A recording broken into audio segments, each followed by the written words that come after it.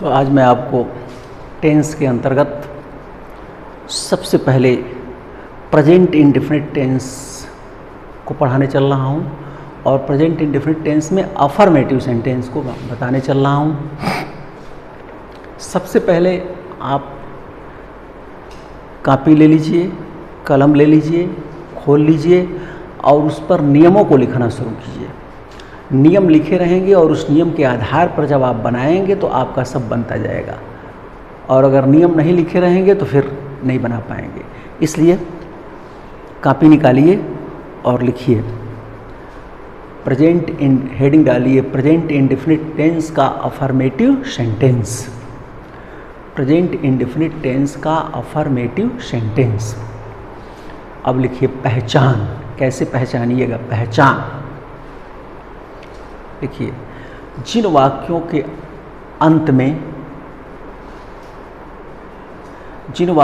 अंत में क्रिया के साथ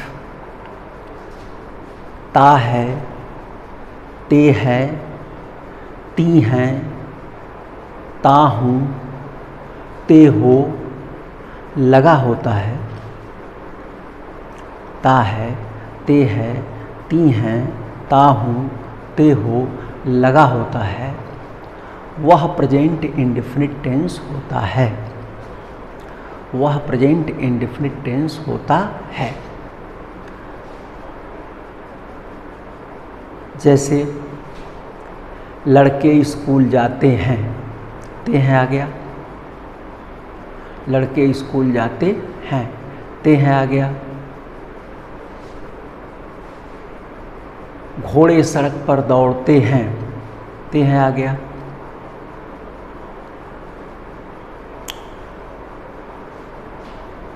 वे अपना पाठ याद करते हैं, ते हैं आ गया।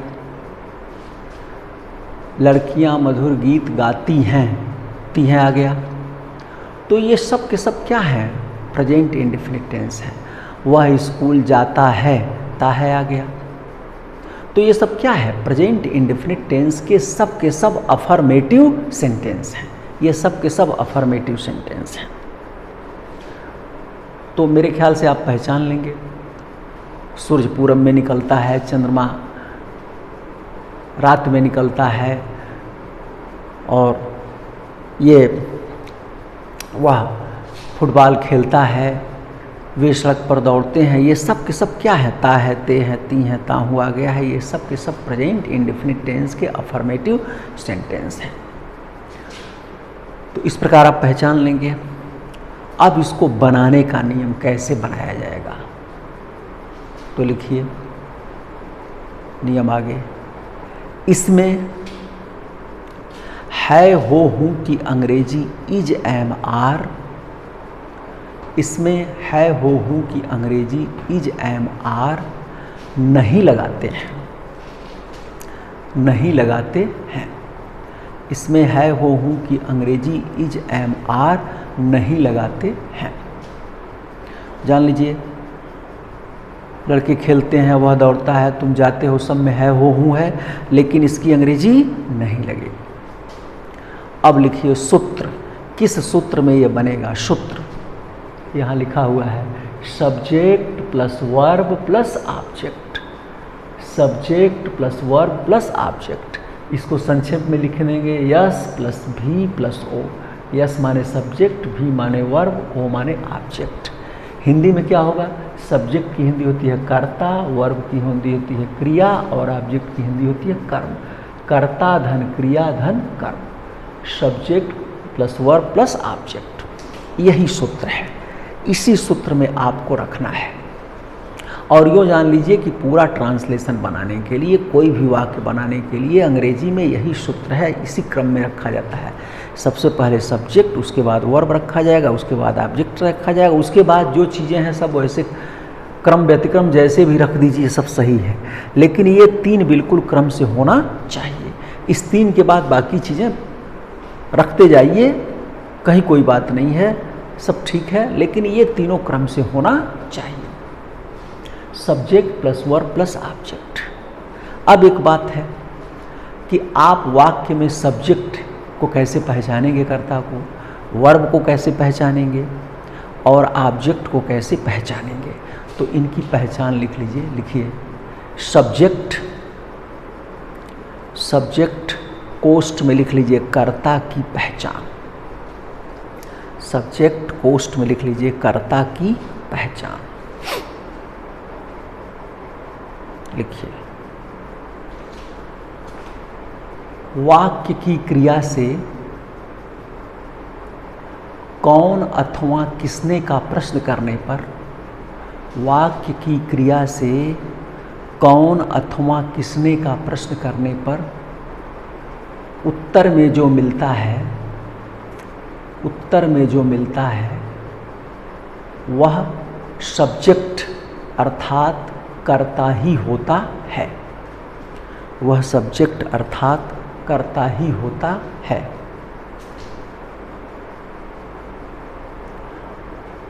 यह प्रायः वाक्य के प्रारंभ में ही आता है। यह प्रायः वाक्य के प्रारंभ में ही आता है।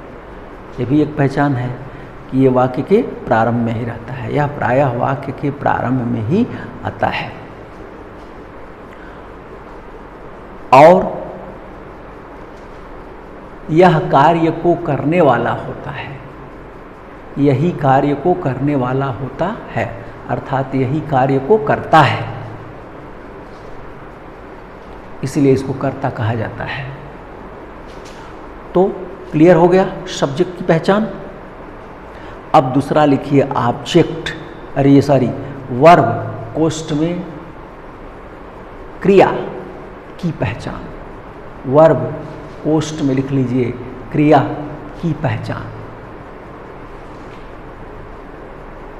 लिखिए, वाक्य में जो कार्य होता है वही क्रिया है। वाक्य में जो कार्य होता है वही क्रिया है। जो भी कार्य होगा वो क्रिया है। और तीसरा लिखिए ऑब्जेक्ट कोष्ठ में लिख लीजिए, इसकी हिंदी होती है कर्म की पहचान। ऑब्जेक्ट कोष्ठ में लिख लीजिए कर्म की पहचान। लिखिए, वाक्य की क्रिया से क्या अथवा किसको का प्रश्न करने पर, क्या अथवा किसको का प्रश्न करने पर उत्तर में जो मिलता है वह ऑब्जेक्ट अर्थात कर्म ही होता है। वह ऑब्जेक्ट अर्थात कर्म ही होता है। अब तीनों की पहचान आपको लिखा दिया गया। अब इसी आधार पर आपको वाक्य बनाना है। जैसे मान लीजिए एक वाक्य है, तीनों की पहचान आपको हो गया। अब वाक्य है, जैसे सूत्र आपने लिख ही लिया है।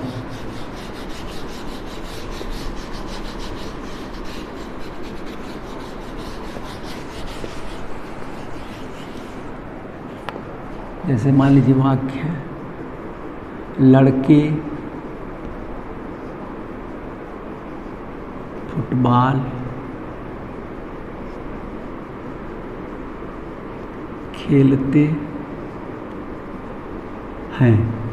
तो पहली बात तो यह है कि ते हैं आ गया, तो प्रेजेंट इंडेफिनिट टेंस का अफर्मेटिव सेंटेंस है। अब इसको बनाना है तो सूत्र आपका है subject plus verb plus object. इसी में रख दीजिए तो बन जाएगा। तो सबसे पहले सब्जेक्ट निकालना है। तो सब्जेक्ट की पहचान है क्या है? तो वाक्य की क्रिया से कौन अथवा किसने का प्रश्न कीजिए। तो क्रिया क्या है? वाक्य क्रिया पहले निकालिए, तभी तो उससे प्रश्न होगा। क्रिया की क्या पहचान है? वाक्य में जो कार्य होता है वही क्रिया है। लड़के फुटबॉल खेलते हैं, इसमें कौन सा काम हो रहा है? खेलने का। कौन सा काम हो रहा है? खेलने का काम हो रहा है। तो खेलना क्रिया हो गया। खेलना की अंग्रेजी प्ले, यानी क्रिया है प्ले, खेलना। अब इससे कौन या किसने का प्रश्न करोगे तो कर्ता मिल जाएगा। कौन या किसने का आप प्रश्न करेंगे तो कर्ता मिलेगा, सब्जेक्ट। अब खेलते हैं से के पहले कौन जोड़िए। कौन खेलते हैं?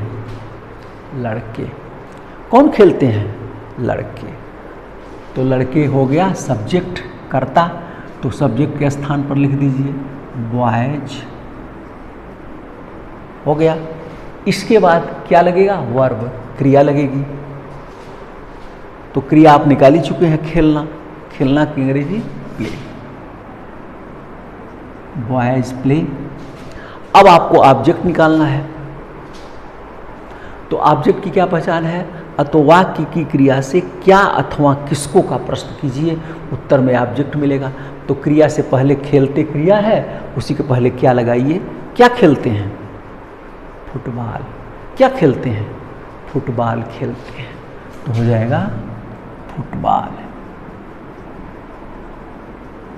बन गया बॉयज प्ले फुटबॉल। एकदम बन गया, बहुत आसानी से बन गया, कुछ नहीं है इसमें, आप ठीक से समझ लीजिए तो बिल्कुल बनेगा, बॉयज प्ले फुटबॉल। एक और देखिए,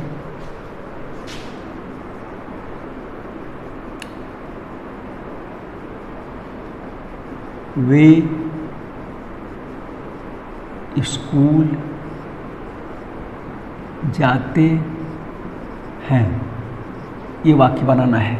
फिर यही सूत्र, subject plus verb plus object, कर्ता क्रिया और कर्म।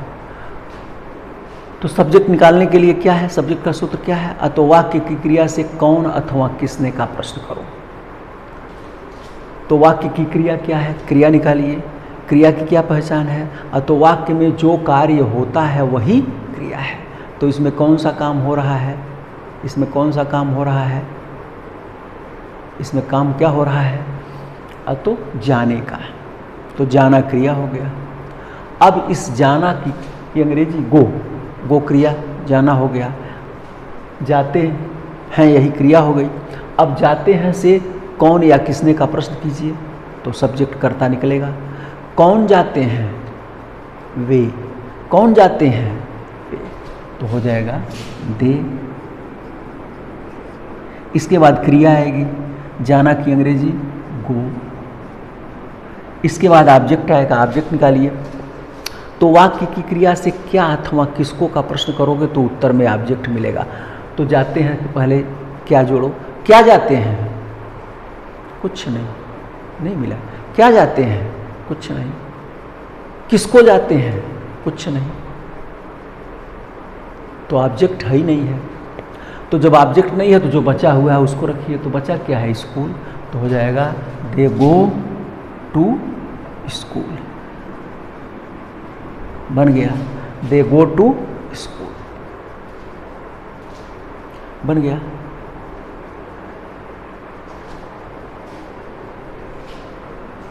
एक और देखिए, लड़कियां गीत गाती हैं। तो हो जाएगा लड़कियां, मैंने बहुत सी लड़कियां हैं, तो क्या हो जाएगा? अब सूत्र वही है, subject plus verb plus object. तो सबसे पहले वर्ब को निकालिए। क्रिया, कौन सा काम हो रहा है? गाती, गाने का। अब उससे कौन या किसने का प्रश्न करेंगे तो कर्ता मिलेगा, सब्जेक्ट। कौन गाती हैं? लड़कियां, बहुत सी लड़कियां हैं, तो हो जाएगा गर्ल्स। इसके बाद वर्ब, क्रिया आएगी, गाना की अंग्रेजी सिंग, गर्ल्स सिंग। अब इसके बाद ऑब्जेक्ट, ऑब्जेक्ट की पहचान है क्या किसको का प्रश्न करो क्रिया से। क्या गाती हैं? गीत, तो हो जाएगा गर्ल्स सिंग द सॉन्ग, बन गया, ट्रांसलेशन बन गया। तो मेरा ख्याल है आप इसको समझ लिए होंगे, इसको बनाने में कोई दिक्कत नहीं है। केवल इस नियमों को याद रखिए, सूत्र को याद रखिए, नियम को याद रखिए, उस सूत्र के आधार पर कर्ता निकालिए, क्रिया निकालिए, कर्म निकालिए और बिल्कुल बनता जाएगा। अब एक चीज़ और आप लिखिए, नियम आगे बहुत इंपॉर्टेंट लिखिए। कर्ता पोस्ट में लिख लीजिए, सब्जेक्ट के अनुसार ही क्रिया अर्थात वर्ब का प्रयोग होता है। कर्ता के अनुसार ही क्रिया का प्रयोग होता है, यानी सब्जेक्ट के अनुसार ही वर्ब का प्रयोग होता है। आगे लिखिए, अर्थात यदि कर्ता, कोष्ठ में लिख लीजिए सब्जेक्ट, एक वचन, कोष्ठ में लिख लीजिए सिंगुलर नंबर। एक वचन की अंग्रेजी क्या होती है? सिंगुलर नंबर में है तो क्रिया, कोष्ठ में लिख लीजिए वर्ब, क्रिया, कोष्ठ में लिख लीजिए वर्ब, भी एक वचन, कोष्ठ में लिख लीजिए सिंगुलर नंबर में होगी, सिंगुलर नंबर में होगी।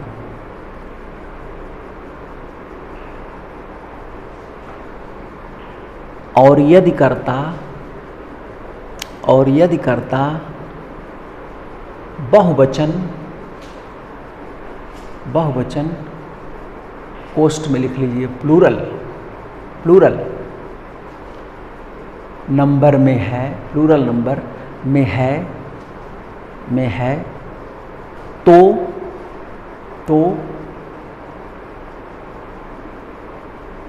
क्रिया, कोष्ठ में लिख लीजिए वर्ब, तो क्रिया, कोष्ठ में लिख लीजिए वर्ब, भी प्लूरल नंबर में होगी, प्लूरल नंबर में होगी। अब नीचे लिखो नोट, क्रियाएं, पोस्ट में लिख लीजिए वर्ब्स, हमेशा अपने मूल रूप में बहुवचन, कोष्ठ में लिख लीजिए प्लूरल नंबर, में ही होती हैं,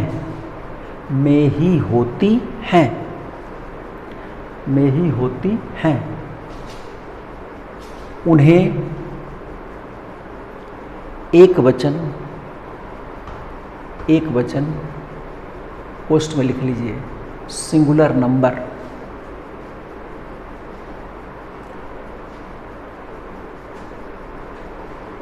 बनाने के लिए, एक वचन बनाने के लिए उसमें यस या ईएस लगाते हैं, यस या ईएस लगाते हैं, यस या ईएस लगाते हैं।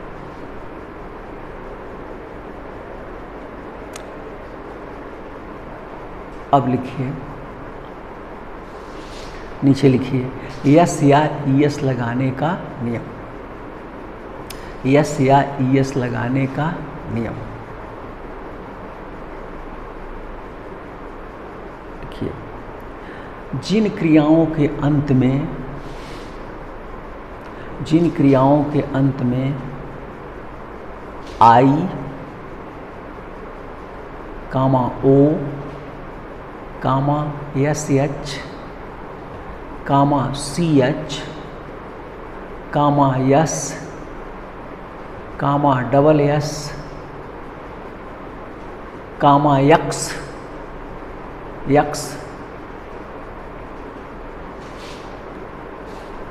लगा हो, आदि लगा हो, उन्हें एक वचन बनाने के लिए